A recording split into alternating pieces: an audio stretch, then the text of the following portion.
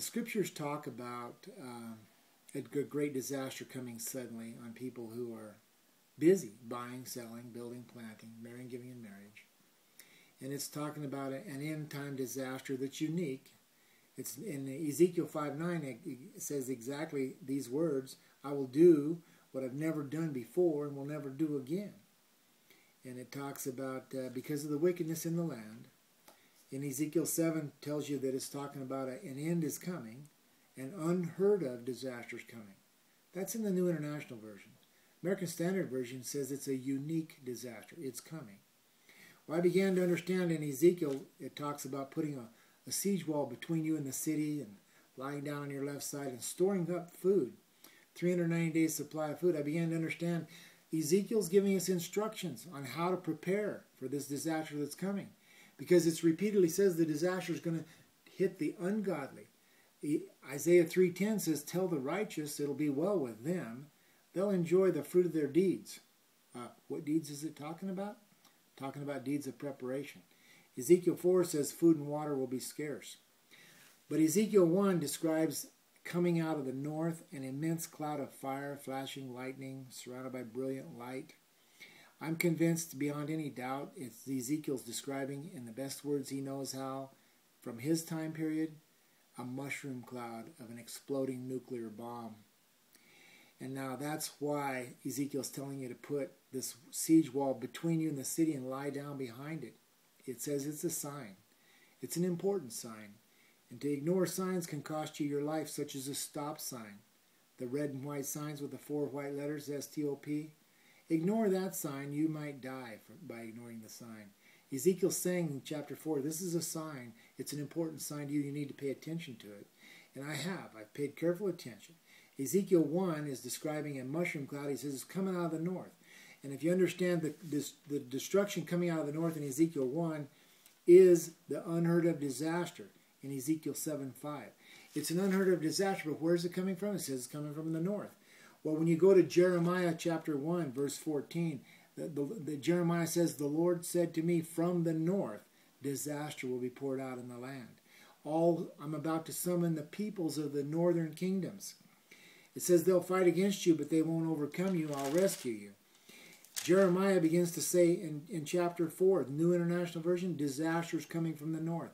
Jeremiah's disaster from the north is the same Ezekiel chapter 1, verse 4, a whirlwind coming out of the north. It's a disaster. Jeremiah 4 goes on to say it's a scorching wind blowing from barren heights. A besieging army is coming from a distant land. It says, this is your punishment. How bitter it is, verse 18. "Oh, anguish, my anguish, I writhe in pain, the agony of my heart pounds within me. I cannot keep silent. I've heard the sound of the trumpet. I've heard the battle cry. Disaster follows disaster. The whole land lies in ruins." It's talking about nuclear destruction. It says in chapter 5, it's describing America. It says, "I supplied all their needs, but they committed adultery. They thronged to houses of prostitution. They're well-fed, lusty stallions, neighing for another man's wife." It says, should I not punish him for this? But it says, I will not destroy you completely. Punishment's coming on this country, but we won't be destroyed completely. It says in verse 27 of chapter 5 of Jeremiah, "Their houses are full of deceit. They became rich and powerful. They've grown fat and sleek." Obesity is an epidemic in America, according to the news. We are the richest, most powerful country in the world. Our annual gross national product's $14 trillion. The next wealthiest countries in the world, West Germany, Japan, even China now, coming in around 3 trillion and something. We're 14 trillion. The other countries of the world, the most wealthiest ones, they're at 3-something trillion. We are the richest. We are the most powerful. These scriptures are nailing the United States, but it says the disaster is coming in chapter 6 out of the north. It says they're planning to attack at noon, but the daylight fades, so we're going to make it a night attack. I said Luke 17:37 says, on that night, 2 people will be sleeping in bed, one will be taking the other left. It's going to hit in the middle of the night. Guess what? The earth can't have nighttime on it worldwide at the same time. Half the earth's got daylight all the time. This is coming on a portion of the earth. I'm going to explain to you that later. But in Jeremiah chapter 6, it says an army's coming from the land of the north.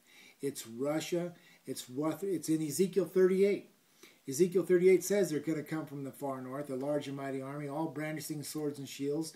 It calls them Gog, Magog, Meshech, Tubal. It says Persia will be with them. It's a multinational coalition. Our enemies are forming. It says in Ezekiel 38 they devise an evil scheme, that they're coming to a land of peace, a land whose cities have no walls. It says they're going to come to the mountains of Israel, but it's not the middle country of Middle East Israel now, because capital Jerusalem in Israel now has completed 40 miles of 20-foot high concrete tilt-up wall. That city is surrounded by walls. Ezekiel 38 says this large and mighty army is coming to a land whose cities have no walls. It says they're a land of peace, a land whose people are rich in abundance of goods and livestock, a people who have been gathered from many nations. It's America. Americans, listen up. Our enemies are coming. They're going to slam into us like a runaway freight train. We need to understand and how to prepare. I have instructions for you. They are from the Lord. You need to prepare now. There's no time to waste. Tune in to my next message.